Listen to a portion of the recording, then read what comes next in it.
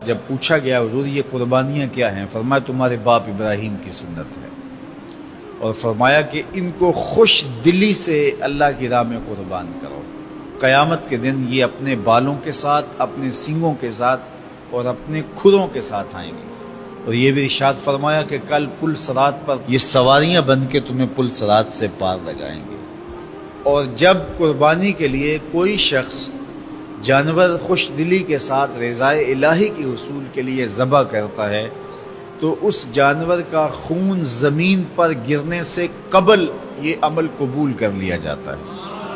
اور یہ بات بھی ذہن میں رکھیے گا کہ ایام نہر یہ 3 دن جو خون بہانے کے ہیں، 10، 11 اور 12 تاریخ، ان ایام میں آپ جو بھی عمل کریں، نماز پڑھیں اور دیگر صالح اعمال کریں، بہت قابل قبول ہیں اور اللہ ان کو قدر کی نگاہ سے دیکھتا ہے۔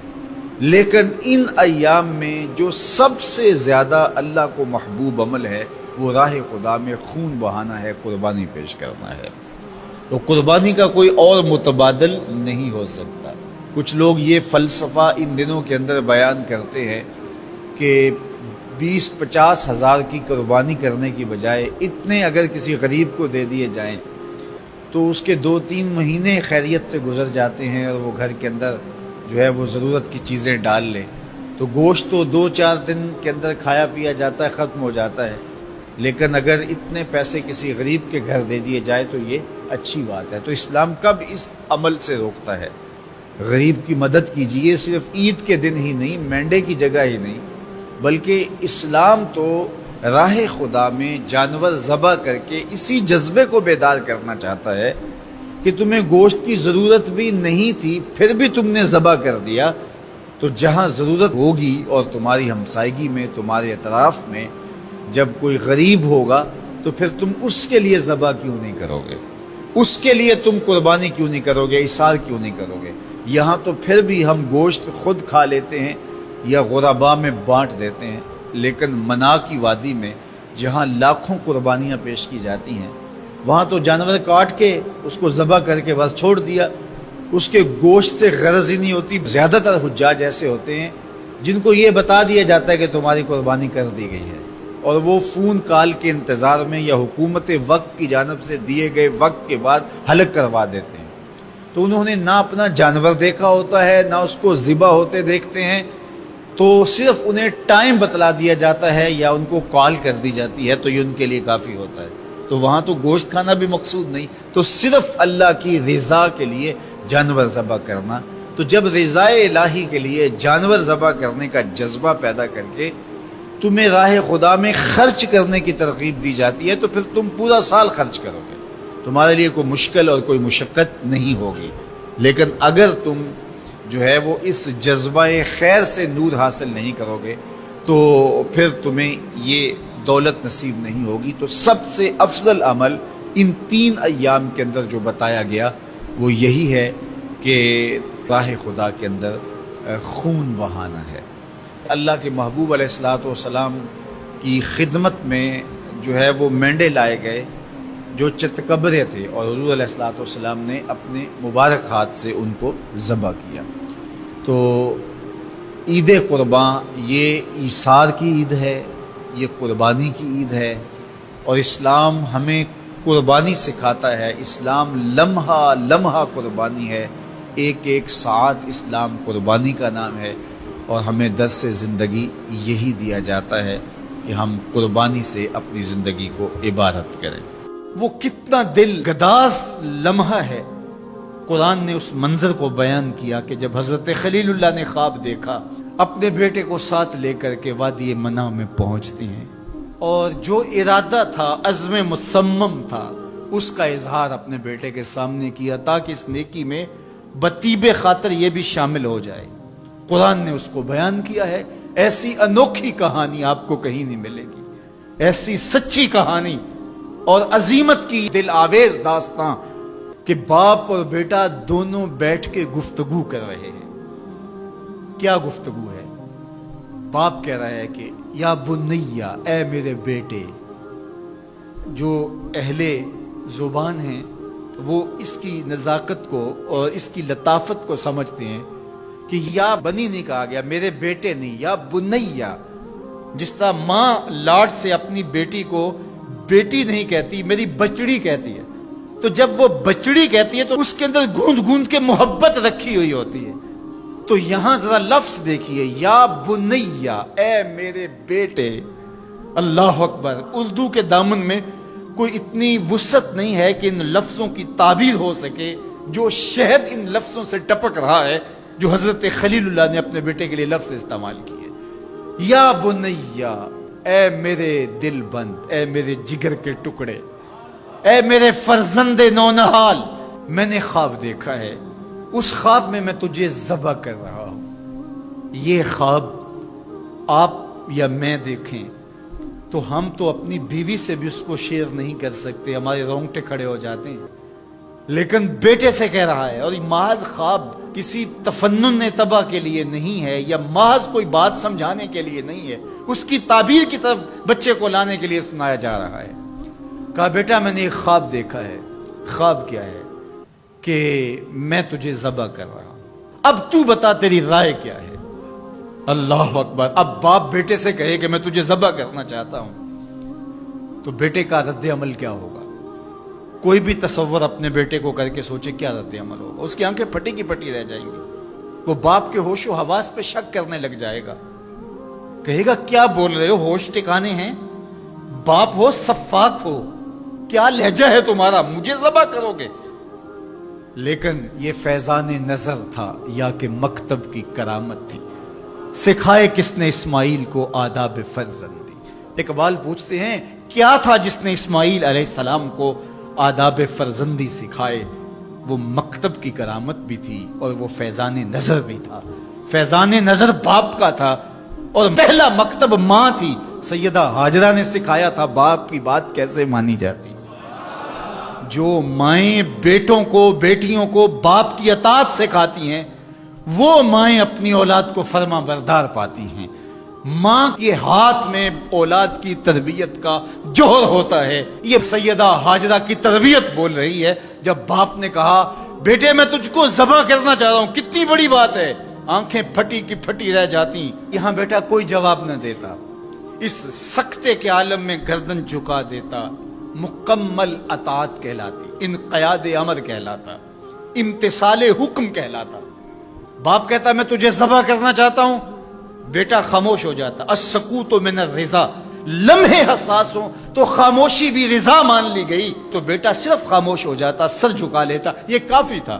انقیاد امر تھا، حکم کی تعمیل تھی، امتثال امر تھا۔ لیکن بیٹا کیا کہتا ہے؟ یا ابت افعل ما تؤمر، ابا جی جو کرنا ہے کر گزریے۔ باپ نے جو پوچھا تھا وہ ذبح کے حوالے سے پوچھا تھا، تو ذبح کا جواب ذبح سے مکمل امتثال امر ہے۔ لیکن بیٹا دو قدم آگے بڑھ کے کہتا ہے یا ابت، اے میرے پیارے باپ۔ اب اس میں بھی بیٹے کا لہجہ تبدیل نہیں ہوتا۔ جب باپ ذبح کرنے کا کہہ رہا ہو اس وقت میرے ابو کہنا یہ امتثال امر کی انتہا ہے۔ اور آگے کیا کہا؟ افعل، کر گزریے۔ یہاں یہ نہیں کہا ذبح کیجئے، باپ نے کہا ذبح کرنا چاہتا ہوں، لیکن ذبح کے جواب میں ذبح نہیں آیا۔ ذرا دل تھام کے بیٹھیے، کتنا امتثال امر اور مکتب کی کرامت کا کیسے ظہور ہوتا ہے۔ یا ابت افعل ما تؤمر، اے ابو ذبح کیا، جو بھی کرنا ہے کر گزریے۔ ماں میں عموم ہے، عموم، ما تؤمر، جو بھی حکم ہے، ذبح کیا ہے، جو بھی کرنا ہے کر گزریے۔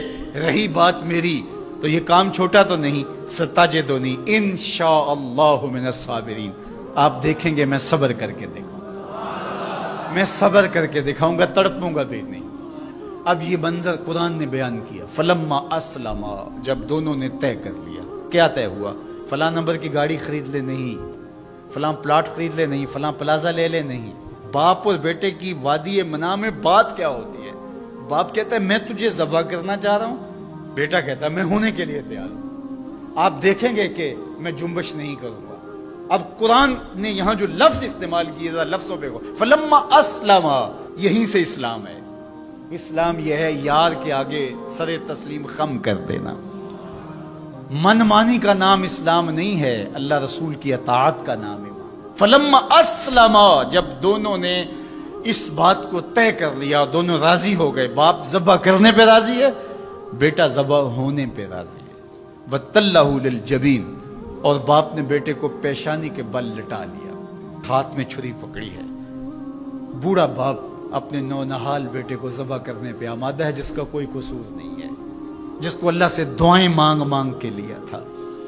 اللہ اکبر. کارکنان قضاء و قدر دم بخود ہیں، آسمان بھی سوگ کی چادر اوڑے ہوئے، وادی منا تھر تھر کانپ رہی ہے، رضوان جنت اور حوریں سسک رہے ہیں، مالک قیامت آنے والی ہے. کہا تم بھی کہتے تھے خلیفہ ہمیں بناؤ، ذرا میرے بندے کا انداز عبادت بھی دیکھو، میرے بندے کی بانکی ادا بھی دیکھو، میرے حکم پر اس کی تعمیل دیکھو. اللہ اکبر. حضرت خلیل اپنے بیٹے کو لٹا کے ہاتھ میں چھری پکڑے، بیٹے کو ذبح کرنے کے لیے آگے بڑھتے ہیں. ہاتھ میں چھری لیے ہے اور گردن پہ رکھتے ہیں، اور پوری قوت کے ساتھ چھری کو گردن پہ پھیر دیتے ہیں، لیکن ایک بال بھی نہیں کٹتا. اس کا یہ مطلب ہی کہ چھری نے اب کام نہیں کیا، میں کیا کروں. کہا شاید میرے دل میں کوئی ایسی بات آ گئی جس سے چھری کو روک دیا گیا. جلدی سے چھری کو پاس پڑی لکڑی یا پتھر پہ مارا. لما تقطع یا سکین، اے چھری کاٹتی نہیں ہے. آواز آئی الخلیل یامرنی والجلیل ینہانی، خلیل کاٹنے کا کہتا ہے، جلیل کہتا ہے خبردار ایک بال بھی کاٹا. پھر تیز کرتے ہیں اور دوبارہ چھری گردن پہ رکھتے ہیں. اللہ اکبر. گلا کٹ جاتا ہے، خون بہنے لگتا ہے. حضرت خلیل خوش ہو جاتے ہیں، آنکھوں سے پٹی کھول دیتے ہیں. لیکن منظر کیا دیکھتے ہیں کہ جس کو ذبح کیا وہ بیٹا نہیں، وہ تو دمبا ہے. اور حضرت اسماعیل پاس کھڑے مسکرا رہے ہیں. بے ساختہ زبان سے نکلا اللہ اکبر. تو حضرت اسماعیل بولے لا الہ الا اللہ واللہ اکبر. جبریل امین جو دمبا لے کے آئے تھے وہ بھی پاس کھڑے اور مسکرا رہے تھے، بولے اللہ اکبر وللہ الحمد. اب ابراہیم علیہ السلام کی سرشاری کا عالم، جبریل امین موجود ہیں اور دمبا پڑا ہوا ہے. اب ظاہر ہے بات سیدھی سیدھی ہے کہ اللہ کے حکم سے سب کچھ ہوا. حضرت ابراہیم علیہ السلام کے قلب اطہر کو تسلی ہو گئی. لیکن عین اس موقع پر وحی کی چمک سے منا کی وادی روشن ہو گئی اور وحی نازل ہوتی ہے اور آواز آتی ہے وَنَادَيْنَاهُ أَن يَا إِبْرَاهِيمُ قَدْ صَدَّقْتَ الرُّؤْيَا إِنَّا كَذَلِكَ نَجْزِي الْمُحْسِنِينَ. عین اس موقع پہ ہم نے بھی آواز دی ابراہیم بس بس، تو نے واقعی خواب پورا کر دکھایا. ہم نے تیری سنت کو قیامت تک باقی رکھا اور اس تیری نشانی مٹنے نہیں پائے گی. صدیاں بیتنے کے بعد آج بھی منا کی قربان گاہ سے لے کر دنیا کے آخری کونے تک سنت ابراہیمی کو زندہ کیا جاتا ہے. اللہ اکبر. کتنا جگرا تھا اس باپ کا اللہ کی رضا کے لیے. خلت کے تاج یوں نہیں ملتے، عظمتوں کی معراج یوں نصیب نہیں ہوتی. باپ بیٹے کو ذبح کرنے کے لیے آمادہ ہو جاتا ہے. ہمارے ایک بزرگ کہا کرتے تھے بیٹے ہر بندے کا کوئی نہ کوئی اسماعیل ہوتا ہے، جب تک وہ اپنے اسماعیل کی گردن پہ چھری نہیں رکھتا اللہ کی دوستی نصیب نہیں ہوتی. اپنی خواہشات کی گردن پہ، اپنی آرزوؤں کی گردن پہ چھری پھیرو. اللہ کے لیے محبوب سے محبوب چیز قربان کرنے کے لیے آمادہ ہو جاؤ، پھر تمہیں وہ اپنی قربتوں سے مالا مال کرے گا. ہر طرف بتوں کی پرستش ہے، نمرود کے مجسمے بنے ہوئے ہیں اور لوگ ان کی پوجا پاٹ کرتے ہیں. اب ابراہیم کا امتحان ہے کہ کیا اس ماحول کے اندر وہ ان کی طرف جھکاؤ کرتا ہے. لیکن جناب ابراہیم کہتے ہیں کہ ان تماثیل کے آگے تم آسن مارے بیٹھے ہو، جو اپنا دفاع بھی نہیں کر سکتے اور اپنی ضرورت کی تکمیل بھی نہیں کر سکتے، تمہاری ضرورتوں کو کیسے پورا کریں گے؟ تو یہ میرے رب نہیں ہو سکتے. شمس و قمر کو، چاند کو، سورج کو، ستاروں کو پوچھتے ہو، اچھا یہ چاند یہ ستارے رب ہے؟ تو جب ڈوب گئے تو کہا کہ جو ڈوبنے والے ہیں وہ میرے رب تو نہیں ہو سکتے. مجھے رب کی ضرورت پڑ جائے، رب ڈوبا ہوا ہو تو مجھے تو وہ چاہیے جو ہر وقت حاضر ہو، تو میں تو اس رب کی پوجا نہیں کر سکتا. یہ ان کے شعور کا امتحان تھا اور اس شعوری امتحان میں پورے نکلے. پھر اس کے بعد اگلا امتحان تھا کہ وہ اس شعور کو بیان کرنے کی طاقت بھی رکھتے ہیں کہ نہیں. پھر بت کدا ٹوٹتا ہے، نمرود کا دربار سجتا ہے اور وہاں جو خطبہ حضرت ابراہیم نے دیا زمانے نے سنا. جب کلہاڑا اس بڑے بت کے کندھے پہ رکھ دیا اور باقی سارے بتوں کا تیا پانچا کر کے رکھ دیا، جب وہ میلے سے واپس آئے تو ابراہیم بڑی بے نیازی سے بولتے ان کے بڑے نے کیا ہوگا، دیکھو اسلحہ تو اسی کے کندھے پر ہے۔ تو وہ کہنے لگے ابراہیم تو جانتا ہے یہ بولتے نہیں ہے، اور حضرت ابراہیم یہی تو لانا چاہتے تھے۔ پھر جو خطبہ دیا، اف لکم ولما تعبدون من دون اللہ افلا تعقلون، افسوس ہے تمہارے اوپر اور افسوس ہے ان پر جن کو تم اللہ کے علاوہ پوجتے ہو، افلا تعقلون، تمہاری کھوپڑی میں دماغ نہیں ہے۔ اور پھر اللہ کی توحید کا بیان فرمایا۔ پھر اس کے بعد جان کا امتحان آیا، تو پھر جلتے ہوئے شعلوں کے اندر جس طرح ہنس کے داخل ہوا پیغمبر، یہ الگ اور نرالی شان تھی۔ نمرود نے سوچا تھا جل کے راکھ ہو گیا ہوگا چخا میں، لیکن 40 دن کے بعد جب آگ بجھتی ہے تو حضرت ابراہیم انگاروں سے چلتے ہوئے یوں باہر آتے ہیں جس طرح پھولوں پر کوئی نازنین چل کے آ رہا۔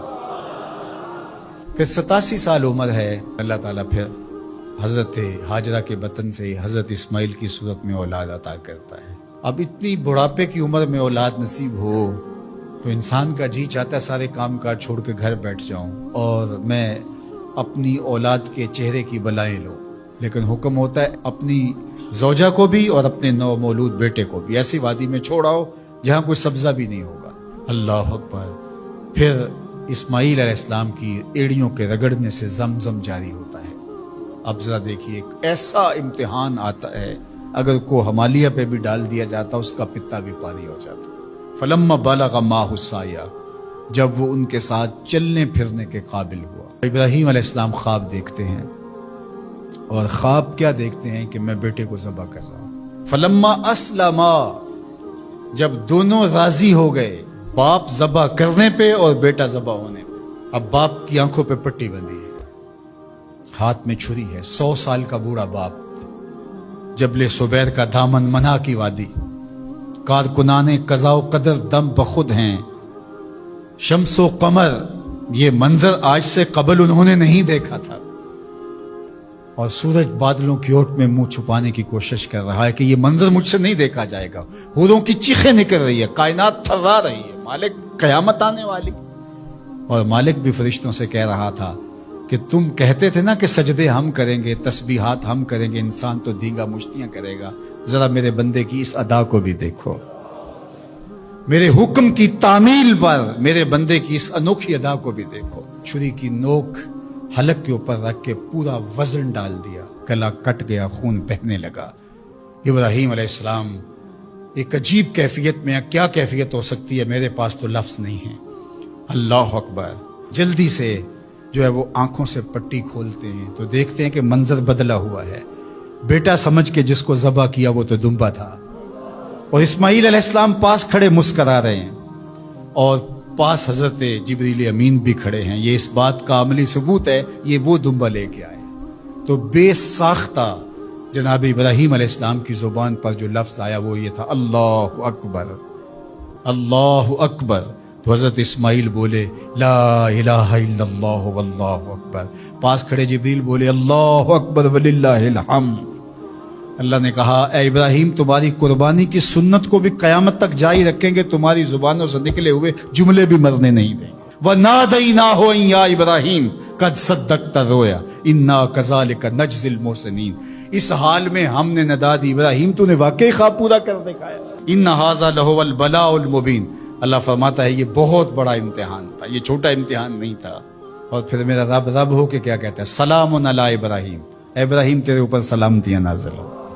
اللہ اکبر۔ پرسوں بھی میں کسی منڈی کے قریب سے گزرا، کہتے ہیں اس علاقے کی سب سے بڑی منڈی، تو ہزاروں جانور، ہجوم محبت، اور سڑکوں پر، گلیوں میں، بازاروں میں کوئی یہاں گائے لے کے جا رہا ہے، کوئی بیل، کوئی اونٹ اٹھا کے لے کے جا رہا ہے، تو بے ساختہ میری زبان سے یہی نکلتا ہے سلام علی ابراہیم، ابراہیم تیرے اوپر سلامتیاں نازل ہو۔ اللہ اکبر۔ اور اس قربان گاہ پر، جس قربان گاہ پر حضرت اسماعیل کو لے کر کے چلے تھے، منا کی وادی میں جبل سبیر کے پاس، وہاں 25 لاکھ حجاج جانور ذبح کریں گے، تو منا کی وادی اس گونج سے منور ہوگی، آواز آ رہی ہوگی سلام علی ابراہیم، ابراہیم تیرے اوپر سلامتی۔ ابراہیم علیہ السلام نے چھوٹا کام نہیں کیا، بہت بڑا کام کیا، لیکن میرے رب نے بھی پھر جو اعزاز دیا، جو تکریم دیا۔ عرض کی گئی یا رسول اللہ یہ قربانیاں کیا ہیں؟ فرمایا تمہارے باپ ابراہیم کی سنت ہے، قیامت تک وہ نقشہ ہماری آنکھوں کے سامنے رہے گا اور لوگ اپنے قیمتی متاع کو اس طرح قربان کرتے رہیں گے۔ ہمارے ایک بزرگ فرمایا کرتے تھے کہ ہر بندے کا کوئی نہ کوئی اسماعیل ہوتا ہے، جب تک وہ اپنے اسماعیل کی گردن پر چھری نہیں رکھتا رب کا قرب نصیب نہیں ہوتا۔ تو اپنی عزیز ترین متاع اللہ کی راہ میں قربان کرنے کا موقع آ جائے، وہ جان ہو، وہ اولاد ہو، وہ مال ہو، وہ منصب ہو، جب حالات تقاضا کریں اور آپ کو لگے کہ میرے مالک کا مجھ سے یہ تقاضا ہے، تو راہ خدا کے اندر قربان کرنے کا جب یہ جذبہ اس لیول تک پہنچ جائے تو پھر آپ اس نور سے مالا مال ہوتے ہیں، اس فیض سے فیض یاب ہوتے ہیں۔ ہمارے لیے یہ واقعات اس لیے رکھے، ہم تو چھوٹے چھوٹے امتحانوں سے ڈر جاتے ہیں، ہمیں بڑے امتحان بھی دینے پڑے تو ہمارے بڑوں کی سیرت یہ ہے کہ ہم کشادہ دلی کے ساتھ، خوش دلی کے ساتھ ان امتحانوں سے گزریں، پھر ہمارے رب کی رحمتیں اور کرم نوازیاں ہمارے شامل ہے۔ تو اس جانور کا خون زمین پر گرنے سے قبل یہ عمل قبول کر لیا جاتا ہے۔ اور یہ بات بھی ذہن میں رکھیے گا کہ ایام نہر یہ 3 دن جو خون بہانے کے ہیں، 10، 11 اور 12 تاریخ، ان ایام میں آپ جو بھی عمل کریں، نماز پڑھیں اور دیگر صالح اعمال کریں، بہت قابل قبول ہیں اور اللہ ان کو قدر کی نگاہ سے دیکھتا ہے۔ لیکن ان ایام میں جو سب سے زیادہ اللہ کو محبوب عمل ہے وہ راہ خدا میں خون بہانا ہے، قربانی پیش کرنا ہے۔ تو قربانی کا کوئی اور متبادل نہیں ہو سکتا۔ کچھ لوگ یہ فلسفہ ان دنوں کے اندر بیان کرتے ہیں کہ 20-50 ہزار کی قربانی کرنے کی بجائے اتنے اگر کسی غریب کو دے دیے جائیں تو اس کے 2-3 مہینے خیریت سے گزر جاتے ہیں اور وہ گھر کے اندر جو ہے وہ ضرورت کی چیزیں ڈال لیں، تو گوشت تو 2-4 دن کے اندر کھایا پیا جاتا ہے، ختم ہو جاتا ہے۔ لیکن اگر اتنے پیسے کسی غریب کے گھر دے دیے جائیں تو یہ اچھی بات ہے۔ تو اسلام کب اس عمل سے روکتا ہے؟ غریب کی مدد کیجیے، صرف عید کے دن ہی نہیں، مینڈے کی جگہ ہی نہیں، بلکہ اسلام تو راہ خدا میں جانور ذبح کر کے اسی جذبے کو بیدار کرنا چاہتا ہے کہ تمہیں گوشت کی ضرورت بھی نہیں تھی پھر بھی تم نے ذبح کر دیا، تو جہاں ضرورت ہوگی اور تمہاری ہمسائیگی میں، تمہارے اطراف میں جب کوئی غریب ہوگا تو پھر تم اس کے لیے ذبح کیوں نہیں کرو گے؟ اس کے لیے تم قربانی کیوں نہیں کرو گے؟ اثار کیوں نہیں کرو گے؟ یہاں تو پھر بھی ہم گوشت خود کھا لیتے ہیں یا غربا میں بانٹ دیتے ہیں، لیکن منا کی وادی میں جہاں لاکھوں قربانیاں پیش کی جاتی ہیں وہاں تو جانور کاٹ کے اس کو ذبح کر کے بس چھوڑ دیا، اس کے گوشت سے غرض ہی نہیں ہوتی۔ زیادہ تر حجاج ایسے ہوتے ہیں جن کو یہ بتا دیا جاتا ہے کہ تمہاری قربانی کر دی گئی ہے، اور وہ فون کال کے انتظار میں یا حکومت وقت کی جانب سے دیے گئے وقت کے بعد حلق کروا دیتے ہیں۔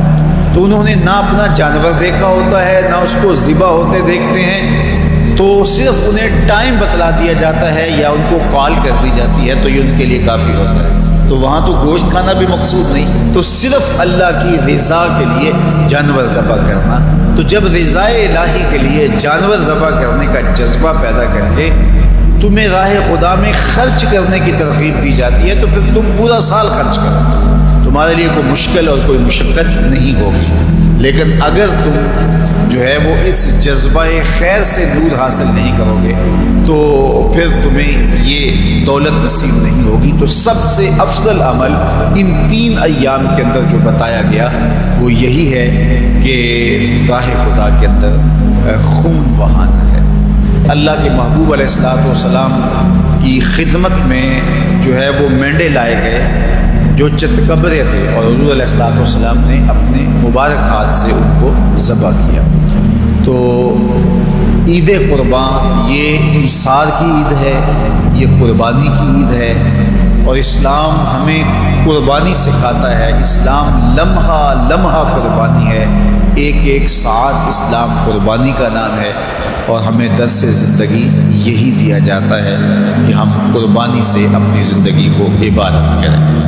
ہر طرف بتوں کی پرستش ہے، نمرود کے مجسمے بنے ہوئے ہیں اور لوگ ان کی پوجا پاٹ کرتے ہیں۔ اب ابراہیم کا امتحان ہے کہ کیا اس ماحول کے اندر وہ ان کی طرف جھکاؤ کرتا ہے، لیکن جناب ابراہیم کہتے ہیں کہ ان تماثیل کے آگے تم آسن مارے بیٹھے ہو، جو اپنا دفاع بھی نہیں کر سکتے اور اپنی ضرورت کی تکمیل بھی نہیں کر سکتے، تمہاری ضرورتوں کو کیسے پورا کریں گے؟ تو یہ میرے رب نہیں ہو سکتے۔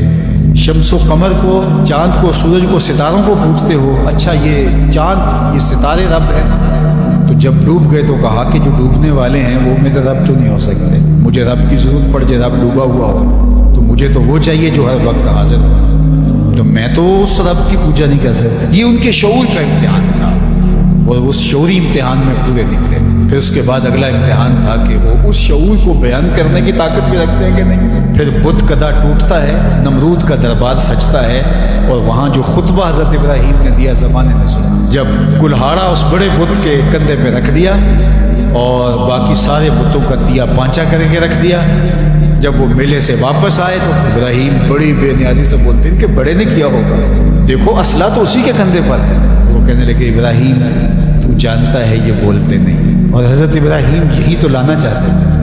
پھر جو خطبہ دیا، اف لکم ولما تعبدون من دون اللہ افلا تعقلون، افسوس ہے تمہارے اوپر اور افسوس ہے ان پر جن کو تم اللہ کے علاوہ پوجتے ہو، افلا تعقلون، تمہاری کھوپڑی میں دماغ نہیں ہے۔ اور پھر اللہ کی توحید کا بیان فرمایا۔ پھر اس کے بعد جان کا امتحان آیا، تو پھر جلتے ہوئے شعلوں کے اندر جس طرح ہنس کے داخل ہوا پیغمبر، یہ الگ اور نرالی شان تھی۔ نمرود نے سوچا تھا جل کے راکھ ہو گیا ہوگا چکھا، لیکن 40 دن کے بعد جب آگ بجھتی ہے تو حضرت ابراہیم انگاروں سے چلتے ہوئے یوں باہر آتے ہیں جس طرح پھولوں پر کوئی نازنین چل کے آ رہا۔ پھر 87 سال عمر ہے، اللہ تعالیٰ پھر حضرت ہاجرہ کے بطن سے حضرت اسماعیل کی صورت میں اولاد عطا کرتا ہے۔ اب اتنی بڑھاپے کی عمر میں اولاد نصیب ہو تو انسان کا جی چاہتا ہے سارے کام کاج چھوڑ کے گھر بیٹھ جاؤں اور میں اپنی اولاد کے چہرے کی بلائیں لوں، لیکن حکم ہوتا ہے اپنی زوجہ کو بھی اور اپنے نو مولود بیٹے کو بھی ایسی وادی میں چھوڑاؤ جہاں کوئی سبزہ بھی نہیں ہو۔ اللہ اکبر۔ پھر اسماعیل علیہ السلام کی ایڑیوں کے رگڑنے سے زمزم جاری ہوتا ہے۔ اب ذرا دیکھیے، ایسا امتحان آتا ہے اگر کو ہمالیہ پہ بھی ڈال دیا جاتا اس کا پتا بھی پانی ہو جاتا۔ فلما بلغ معه السعی، جب وہ ان کے ساتھ چلنے پھرنے کے قابل ہوا۔ ابراہیم علیہ السلام خواب دیکھتے ہیں، اور خواب کیا دیکھتے ہیں کہ میں بیٹے کو ذبح کر رہا ہوں۔ فلما اسلما، جب دونوں راضی ہو گئے، باپ ذبح کرنے پہ اور بیٹا ذبح ہونے پہ، اب باپ کی آنکھوں پہ پٹی بندھی ہے، ہاتھ میں چھری ہے، 100 سال کا بوڑھا باپ، جبل صبیر کا دامن منا کی وادی، کارکنان قضاء و قدر دم بخود ہیں، شمس و قمر، یہ منظر آج سے قبل انہوں نے نہیں دیکھا تھا، اور سورج بادلوں کی اوٹ میں منہ چھپانے کی کوشش کر رہا ہے کہ یہ منظر مجھ سے نہیں دیکھا جائے گا، حوروں کی چیخیں نکل رہی ہے، کائنات تھرا رہی ہے، مالک قیامت آنے والی، اور مالک بھی فرشتوں سے کہہ رہا تھا کہ تم کہتے تھے نا کہ سجدے ہم کریں گے، تسبیحات ہم کریں گے، انسان تو دیگا مشتیاں کرے گا، ذرا میرے بندے کی اس ادا کو بھی دیکھو، میرے حکم کی تعمیل پر میرے بندے کی اس انوکھی ادا کو بھی دیکھو۔ چھری کی نوک حلق کے اوپر رکھ کے پورا وزن ڈال دیا، گلا کٹ گیا، خون بہنے لگا۔ ابراہیم علیہ السلام ایک عجیب کیفیت میں، کیا کیفیت ہو سکتی ہے میرے پاس تو لفظ نہیں ہے، اللہ اکبر، جلدی سے جو ہے وہ آنکھوں سے پٹی کھولتے ہیں تو دیکھتے ہیں کہ منظر بدلا ہوا ہے، بیٹا سمجھ کے جس کو ذبح کیا وہ تو دمبا تھا، اور اسماعیل علیہ السلام پاس کھڑے مسکرا رہے ہیں، اور پاس حضرت جبریل امین بھی کھڑے ہیں، یہ اس بات کا عملی ثبوت ہے یہ وہ دمبا لے کے آئے۔ تو بے ساختہ جناب ابراہیم علیہ السلام کی زبان پر جو لفظ آیا وہ یہ تھا، اللہ اکبر، اللہ اکبر۔ تو حضرت اسماعیل بولے لا الہ الا اللہ واللہ اکبر، پاس کھڑے جبریل بولے اللہ اکبر وللہ الحمد۔ اللہ نے کہا اے ابراہیم تمہاری قربانی کی سنت کو بھی قیامت تک جاری رکھیں گے، تمہاری زبانوں سے نکلے ہوئے جملے بھی مرنے نہیں دیں۔ وَنَادَيْنَاهُ يَا إِبْرَاهِيمُ قَدْ صَدَّقْتَ الرُّؤْيَا إِنَّا كَذَلِكَ نَجْزِي الْمُحْسِنِينَ، اس حال میں ہم نے ندا دی ابراہیم تو نے واقعی خواب پورا کر دیا ہے، إِنَّ هَذَا لَهُوَ الْبَلَاءُ الْمُبِينُ۔ اللہ فرماتا ہے یہ بہت بڑا امتحان تھا، یہ چھوٹا امتحان نہیں تھا۔ اور پھر میرا رب ہو کے کیا کہتا ہے، سلام علی ابراہیم، اے ابراہیم تیرے اوپر سلامتیاں نازل ہوں۔ اللہ پرسوں بھی میں کسی منڈی کے قریب سے گزرا، کہتے ہیں اس علاقے کی سب سے بڑی منڈی ہے، تو ہزاروں جانور، ہجوم محبت، اور سڑکوں پر گلیوں میں بازاروں میں کوئی یہاں گائے لے کے جا رہا ہے، کوئی بیل کوئی اونٹ اٹھا کے لے کے جا رہا ہے، تو بے ساختہ میری زبان سے یہی نکلتا ہے سلام علی ابراہیم، ابراہیم تیرے اوپر سلامتیاں نازل ہوں۔ اللہ اکبر۔ اور اس قربان گاہ پر، جس قربان گاہ پر حضرت اسماعیل کو لے کر کے چلے تھے، منا کی وادی میں جبل سوید کے پاس، وہاں 25 لاکھ حجاج جانور ذبح کریں گے، تو منا کی وادی اس گونج سے منور ہوگی، آواز آ رہی ہوگی سلام علی ابراہیم، ابراہیم تیرے اوپر سلام۔ ابراہیم علیہ السلام نے چھوٹا کام نہیں کیا، بہت بڑا کام کیا، لیکن میرے رب نے بھی پھر جو اعزاز دیا، جو تکریم دیا، عرض کی کہ یا رسول اللہ یہ قربانیاں کیا ہیں؟ فرمایا تمہارے باپ ابراہیم کی سنت ہے۔ قیامت تک وہ نقشہ ہماری آنکھوں کے سامنے رہے گا اور لوگ اپنے قیمتی متاع کو اس طرح قربان کرتے رہیں گے۔ ہمارے ایک بزرگ فرمایا کرتے تھے کہ ہر بندے کا کوئی نہ کوئی اسماعیل ہوتا ہے، جب تک وہ اپنے اسماعیل کی گردن پر چھری نہیں رکھتا رب کا قرب نصیب نہیں ہوتا۔ تو اپنی عزیز ترین متاع اللہ کی راہ میں قربان کرنے کا موقع آ جائے، وہ جان ہو، وہ اولاد ہو، وہ مال ہو، وہ منصب ہو، جب حالات تقاضا کریں اور آپ کو لگے کہ میرے مالک کا مجھ سے یہ تقاضا ہے، تو راہ خدا کے اندر قربان کرنے کا جب یہ جذبہ اس لیول تک پہنچ جائے، تو پھر آپ اس نور سے مالا مال ہوتے ہیں، اس فیض سے فیض یاب ہوتے ہیں۔ ہمارے لیے یہ واقعات اس لیے رکھے، ہم تو چھوٹے چھوٹے امتحانوں سے ڈر جاتے ہیں، ہمیں بڑے امتحان بھی دینے پڑے تو ہمارے بڑوں کی سیرت یہ ہے کہ ہم کشادہ دلی کے ساتھ، خوش دلی کے ساتھ ان امتحانوں سے گزریں، پھر ہمارے رب کی رحمتیں اور کرم نوازیاں ہمارے شامل حال ہوں گی۔